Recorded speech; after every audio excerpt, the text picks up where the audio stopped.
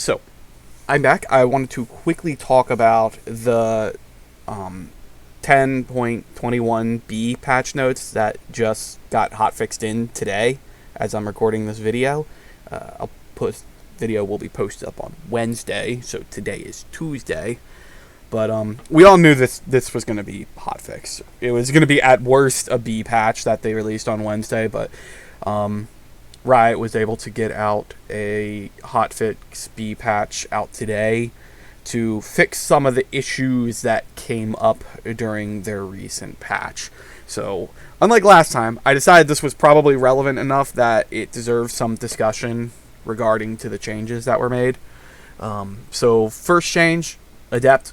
Adept got a nerf, just an overarching nerf, half a second for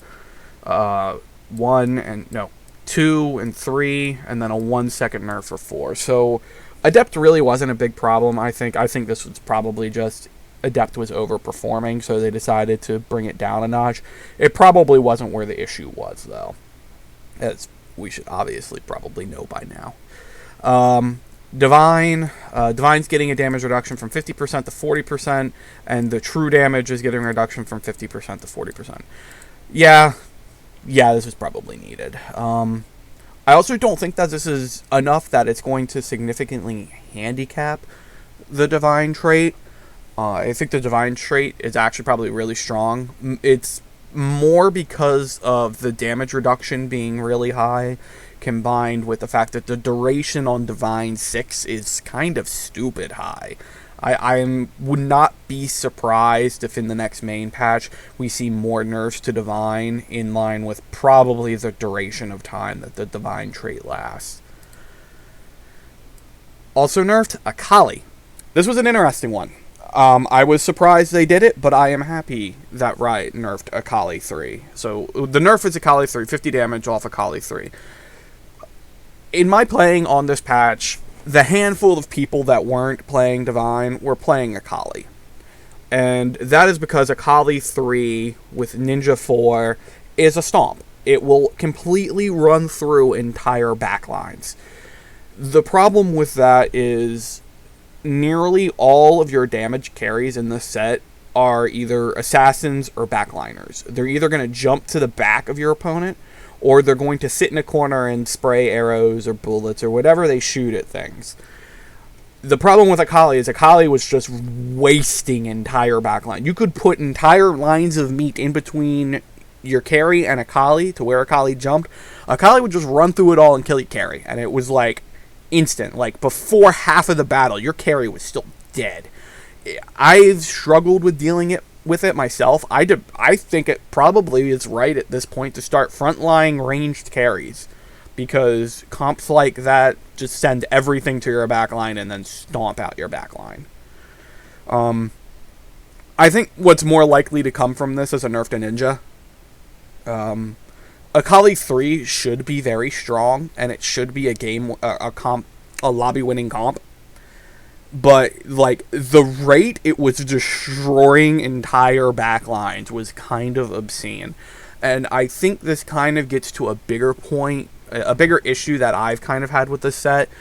All of your damage carries are either backliners or assassins. There's very few frontline carry. There's basically Set. Set's really your only frontline carry, and with this current patch, Warwick. But, like, well, Warwick's kind of an exception because of how blown out he is. And Yasuo. Yeah, but Yasuo is kind of different. When you look at your list of 4-star carries, or your 4-cost and your 3-cost carries, there's not a lot of them that aren't assassins or ranged. That's just a fact. I would like to see more melee-based carries that aren't assassins or... Yeah, that just aren't assassins. This set just has too many assassins for my taste. I think they overdid it having both Shade and Assassin. They probably should have just had one or the other. But that's just me. That's kind of what I expect to look for in coming this patch. I do think the 50 damage nerf is not enough to neuter this comp. This comp is going to be one of the stronger comps on this B patch. Locket, Locket's getting a nerf at all but the 4-star level because of all the 4-star level.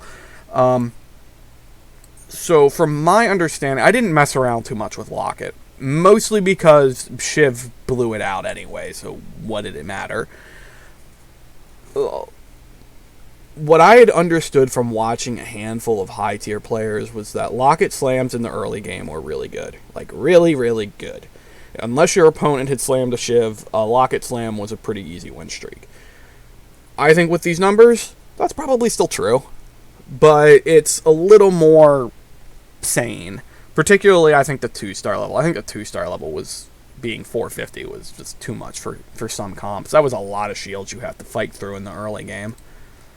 So, yeah, Locket getting neutered a bit. Static Shiv. This is, I'm going to be honest, with Static Shiv, this is kind of along the lines of what I expected to be coming from Static Shiv.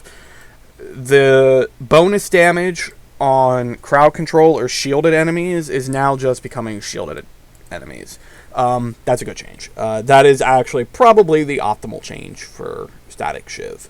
I had mentally tried to come up with ways to fix Static Shiv. I thought one of the ways might have been to, instead of making the bonus damage be true damage, make the bonus damage be magical damage.